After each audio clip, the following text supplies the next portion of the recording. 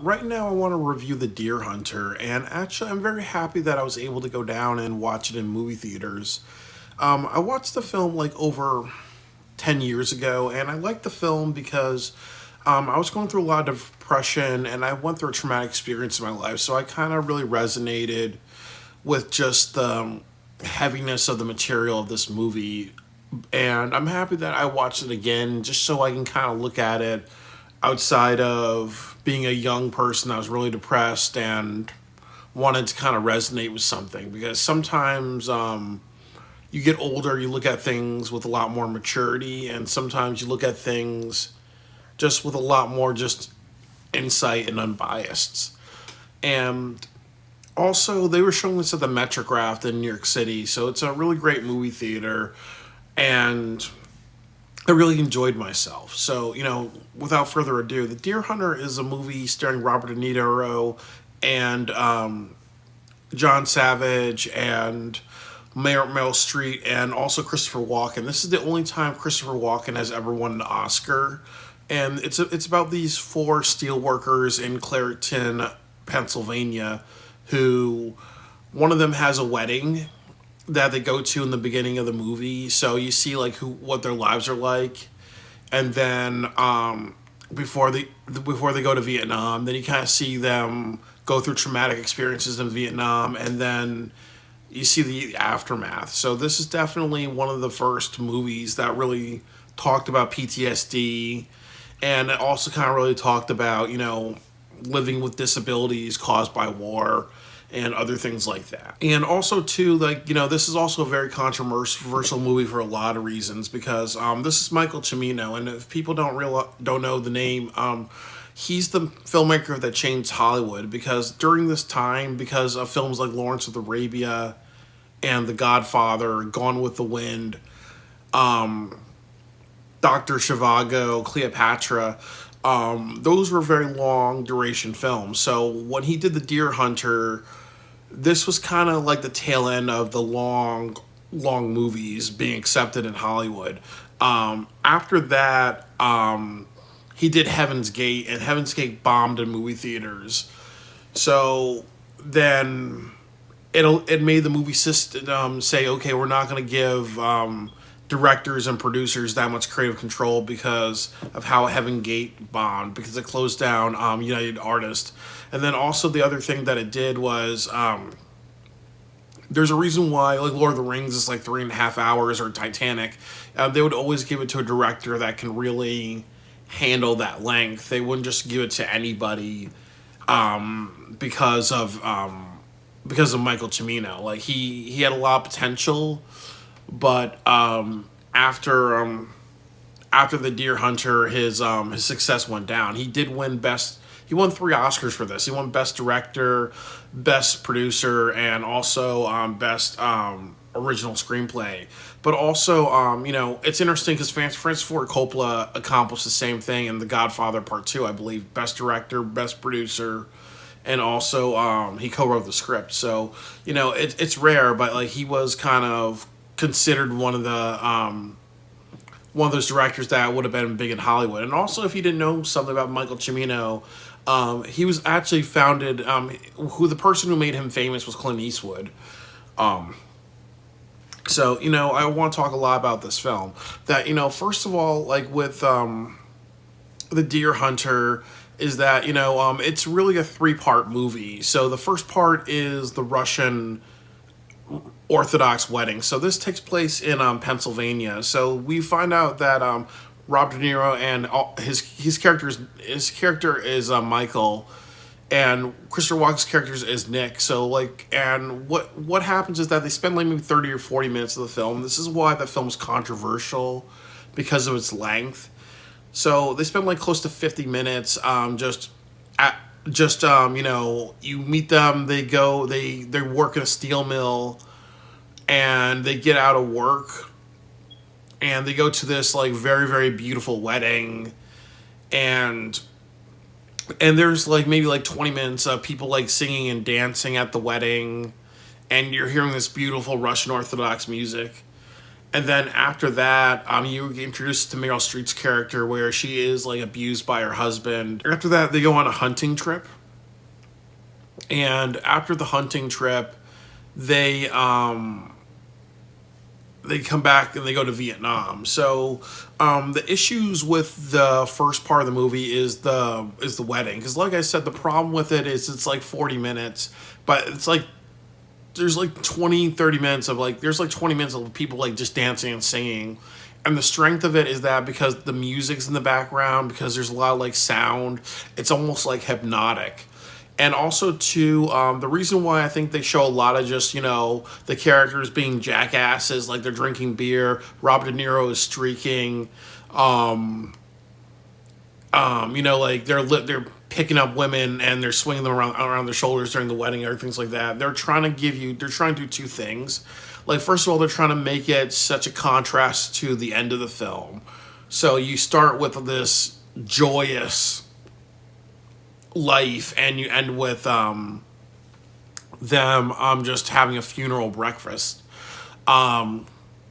You So it's a good juxtaposition. The next thing is that it's all improv, because and method acting, because that's kind of what happens with a lot of actors, is that sometimes you want to show the characters having fun, you want to show the characters doing something different, you want to show the characters being silly a little bit, because this is really about their lives. And I think what I like about it is that this works. They are just frat boys.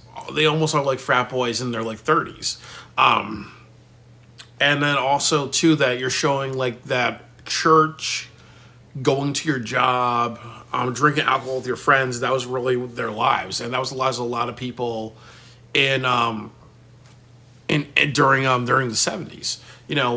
That type of, you go to work, you drink, you come home, you had whatever type of relationship with your family and wife, and then on Sunday you went to church. But obviously, if somebody's getting married, that was the big thing.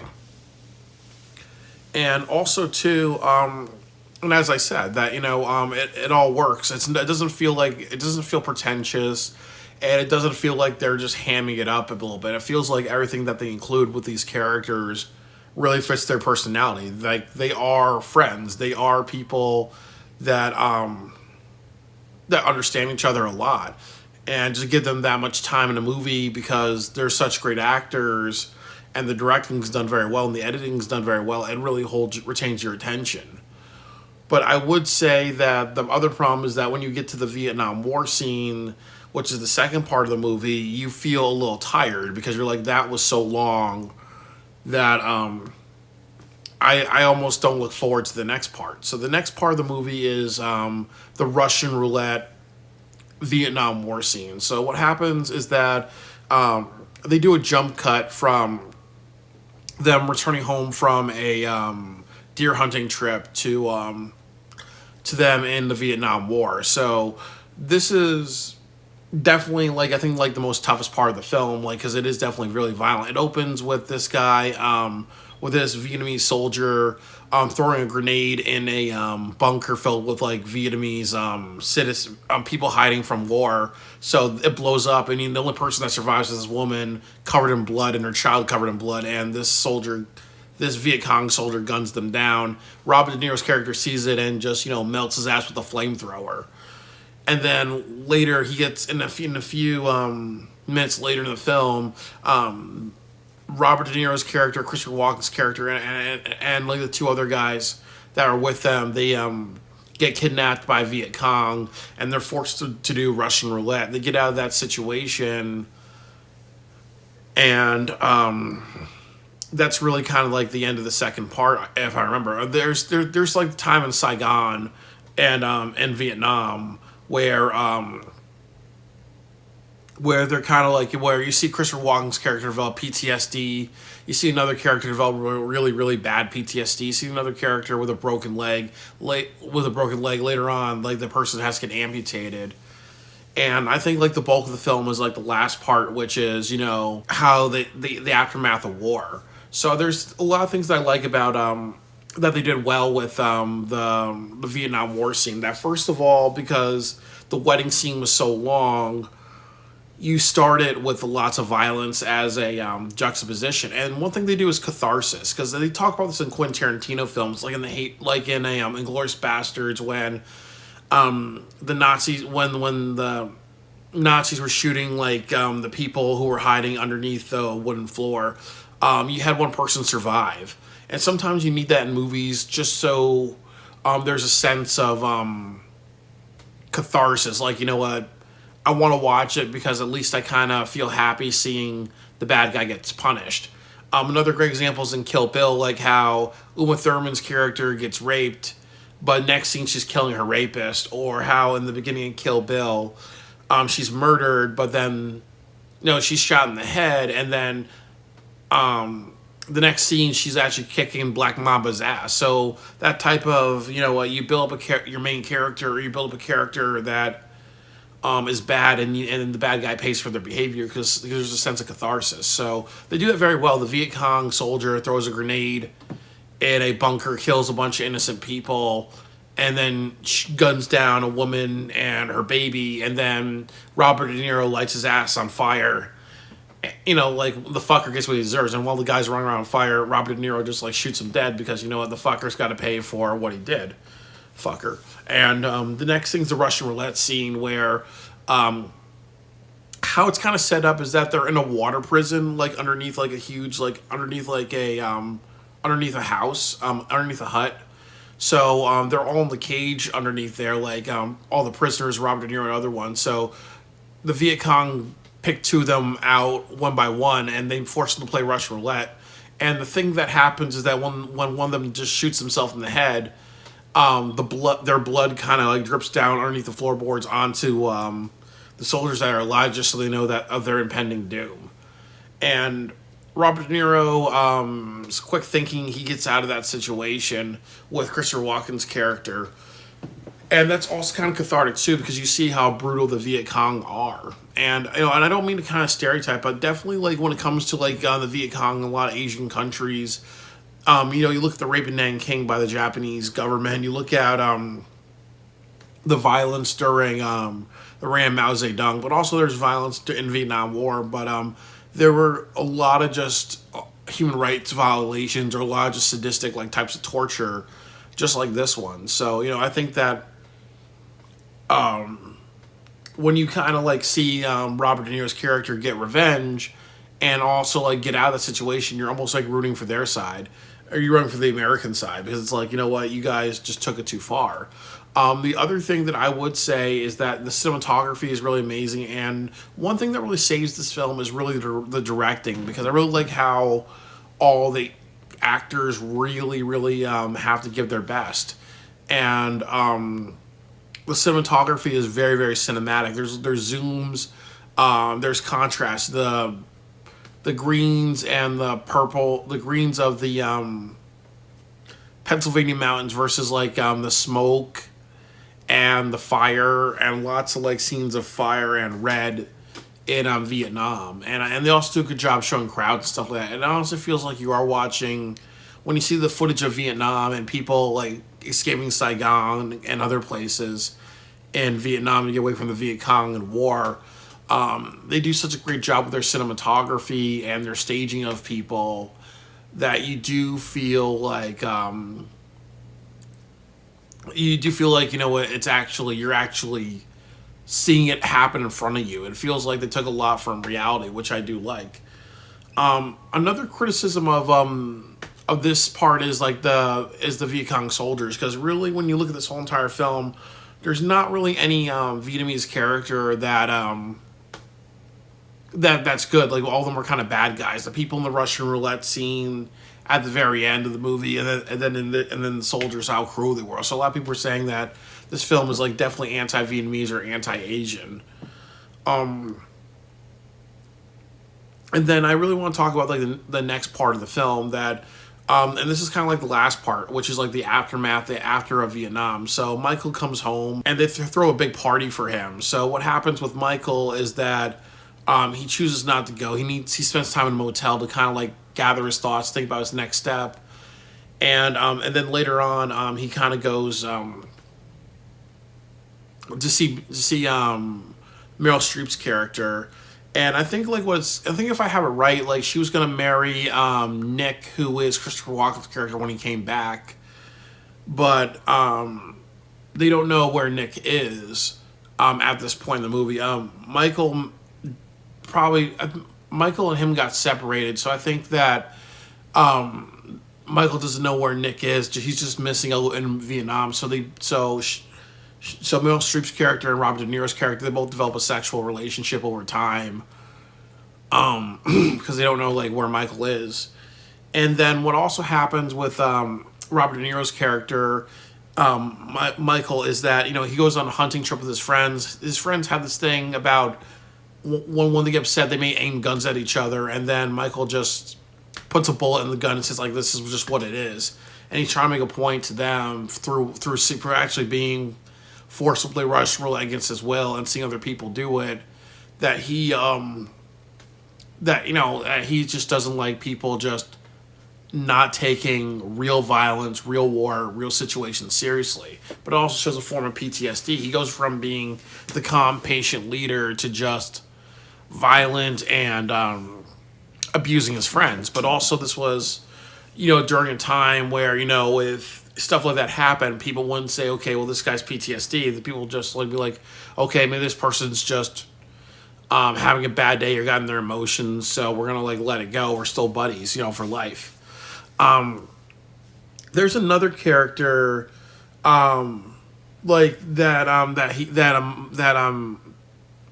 Michael visits, and he's in the VA hospital, and he lost both his legs. So there's two things that happen: is that he's getting money from Christopher Walken's character, who is Nick, and this character who lost his legs in Vietnam, he doesn't want to like leave the VA hospital because he doesn't feel like he's part of he's fit for society because he has no legs anymore. And that was kind of his true belief, that a lot of people back then felt like if I had like an injury or if I lost body parts or whatever, like Lieutenant Dan in Forrest Gump, that people felt like, what, they're useless or they don't fit into society anymore. And because, they're physically disfigured. And I know like back in the 40s, there were old stereotypes that if you were disfigured, people thought that you had mental retardation. But more so in the 70s, people just looked at you as, being looked at as a cripple or having a disability. It was kind of looked down upon. But he kept getting money from, but he also kind of kept getting like money from Saigon. And what happened was that when Nick and Michael were in Saigon, there was like this place called the Mississippi Bar, I believe. And what happens is that they had a Russian roulette. There was an underground Russian roulette gambling that was happening, and then there were also like prostitutes there and other things like that. So, what happened was that earlier in the film that Nick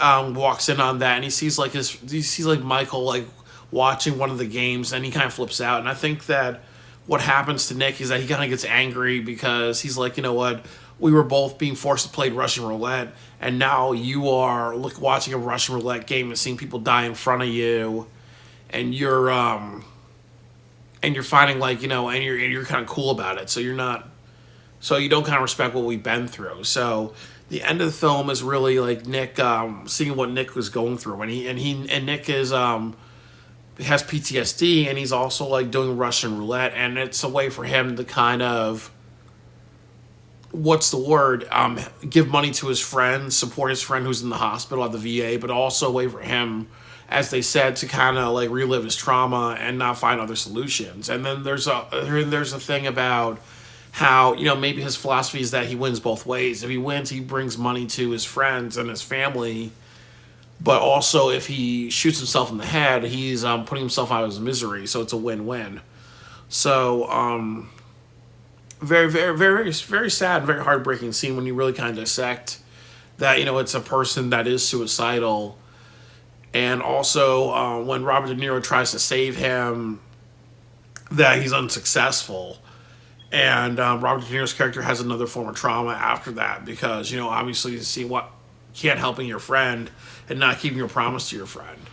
And then after that, they have a funeral for Nick, and then they sing "God Bless America." So that's another part of this video, is to talk about the symbolism.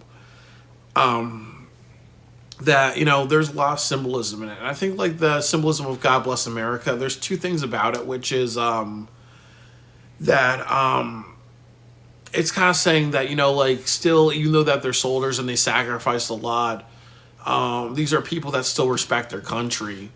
So there's a sense of like, what, maybe it was all worth something, which was to that war, that like going to war is still the thing you need to do no matter what you sacrifice, because standing up for America is important. So that's kind of like why maybe why they had that. The other reason why they could have had that is to be satirical, to say it's a hypocritical thing. Why would you say "God Bless America" when a lot of people feel that the Vietnam War was really started because America wanted to cause conflict in another country the same way they did with the Iraq War? That wasn't just problems and different philosophies. It was just somebody inciting something. So it does become hypocritical. Then it also says that look at how these 3 or 4 lives have changed. So how can you say that this is such a great country when war happened? The next thing that I would say is that the next metaphor is really that they're Russian American soldiers, and this is happen. And they also go to a Russian Orthodox church.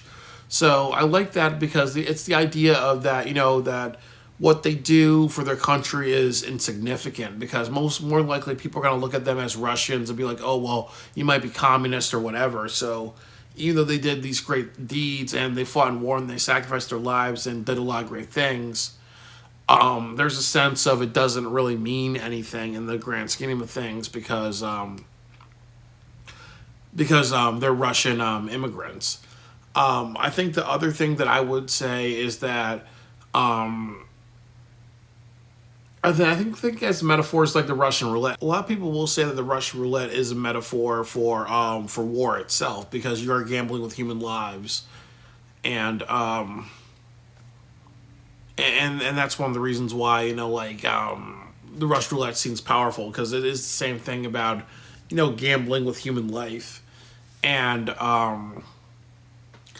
and ultimately, it's governments using people and whatever. And I also like the Russian roulette scene in the end, because I like how there's another metaphor within that, with like how like after Christopher Walken's character commits suicide, shoots himself in the head, like nobody really cares except for Robert De Niro's character Michael. And there's something about that too, because that's true about war and whatever, that life goes on. Governments care about what they've about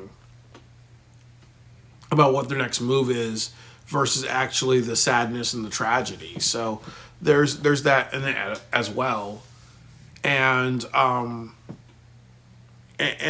that's that really. And I also kind of like how the movie is kind of structured, because I like how it's a part 1, part 2, part 3. There are some, like, it kind of emulates a lot of postmodern literature novels. Like I say William Faulkner, but I've never really read William Faulkner that deeply. But there are some like James Baldwin novels or other like pieces of writing where it would be like a part 1, part 2, part 3, or it would be like three parts, but one would be so long winded, the other would be long winded, the other would be long winded. And then also too, like just like a James Baldwin novel, they spend so much time with the characters in this movie, so you get to know them and get to understand them, and get to understand their socioeconomic class a lot. So I kind of like how it was done in 3 parts, and it almost feels like they say like every movie should have a 3-act structure, but it's also good because it really plays, because this film is a war film, but it really is almost like a tragedy film, because you see them have a lot and end up with not really nothing at the end, and that's kind of really sad, and it's kind of really sad. And I think like overall, I would say other things is that I think that has really great sound design, really great cinematography. Like I think at many points in the Pennsylvania scenes, they do a great job of showing how beautiful Pennsylvania and Ohio and the Allegheny Mountains are. And then when they're in Saigon and Vietnam, they do a great job of showing how violent and chaotic it is with like all the death and destruction and just people. A lot of people just in forms of chaos because they're kind of like, you know what, we're suffering financially, we're in danger nonstop. We have to kind of how we're gonna live our lives with all this shit going on. So I like that kind of like that juxtaposition, and and I think like this film also really just shows all levels of being a soldier. Like like you have your life, and then you have going to war, and either walking away with no injuries, with trauma, or with no trauma, or with injuries or no injuries, or being alive or being dead.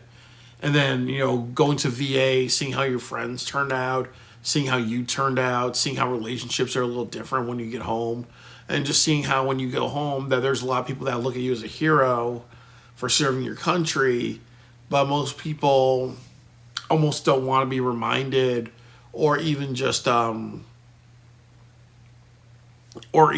be acknowledged as heroes because they've gone through so much. So it's almost like, what, I'm processing a lot. I don't want to be reminded, or I don't want to be celebrated because it wasn't a good experience. The next thing that I would say as the last thing is that when they're at the wedding, there is a soldier that says "fuck it" many times. They said, like, they ask him, like, how was it over in Vietnam? Is there anything you can tell us as a heads up? He says, like, "fuck it" a bunch of times, and I kind of like think that there's a metaphor within it that that's obviously just a way of saying that it's all fucked up over there. So don't ever look at war or going to any type of battle or whatever as it's you're a hero, or war is this great accomplishment, or this like, because there's Manifest Destiny showing the conquest of the Indians as this great thing, or after World War II, Americans are heroes for whatever war they engage in. When you look at the Vietnam Wars, that was kind of like the first war where a lot of people kind of said, war is more fucked up, is very fucked up. So we need to kind of think about before we decide to enlist, before we decide to engage in wars. So that's kind of what fucking means. But there's a lot of talking points with the Deer Hunter. There's a lot of video essays, and I'm very happy that I've watched this film. I would also kind of say on a personal note that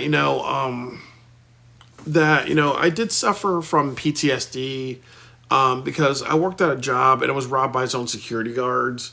And what happened was, like, the police were aiming guns at me, and I remember, like, my boss kind of like finding it funny that I was almost murdered and just saying some inappropriate comments. And I remember, like, how after that I talked to my parents about it. They were more concerned about me getting a better job.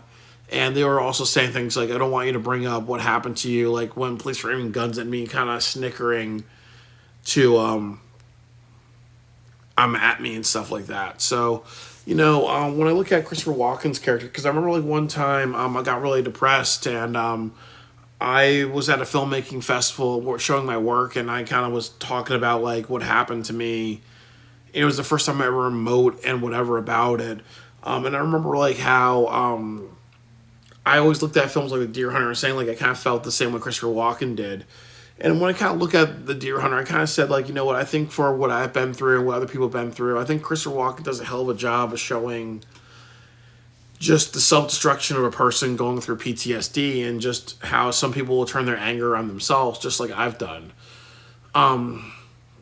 And, I always look at a film like The Deer Hunter as a reminder of what I know of trauma, and how it's important for all of us to get help that we need help with, versus, like, going down the path of his character. So I think that, a lot of soldiers and a lot of people did respect Christopher Walken's character. He rightfully deserved the Oscar because it really was like a anti not getting help role. So I'm happy that he did win, but as somebody that's gone through trauma and understands the frustrations, understand wanting to be alive or dead, understand the frustrations when your family doesn't take it seriously. When I shared it at a 40-hour film project event, I was laughed at and teased by people running the event. When you look at Christopher Walken's character and what he did, all the anger and frustration and going through something traumatic and people just not treating it seriously, he did that very, very well. Um, so that's all I gotta say about the Deer Hunter. I've it's a very powerful movie. For 3 hours, it goes by pretty well. There's a lot of and it does not feel pretentious at all. I feel like everything's kind of really needed to really show like how it affects how everything is how everything affects everything, like how these characters all are from this community and how they kind of like suffer for their contributions in the Vietnam War and their experiences there. I do think that and I also feel like because there's action, because you do so much with the characters, because there's a lot of like characters and actors that know how to play off each other, because the Vietnam War was very relevant, because people struggling to make a paycheck and people just being still blind to the fact that war is glorious, like it was in World War II, where you're actually fighting against the evil, versus Vietnam War, where people are talking about corruption and a lot of other issues that were going on with it. This film captured it very, very well. It does retain attention. I do think that when it comes to Heaven's Gate, if I was to watch that film and review it, I would probably dissect it. I'll probably could even do a compare and contrast about why The Deer Hunter worked for Michael Cimino and then why Heaven's Gate failed. But that's all I gotta say about The Deer Hunter. Very amazing film. I'm happy after a couple of years to rewatch it again, have an opportunity to rewatch it and give you guys a very serious review on it.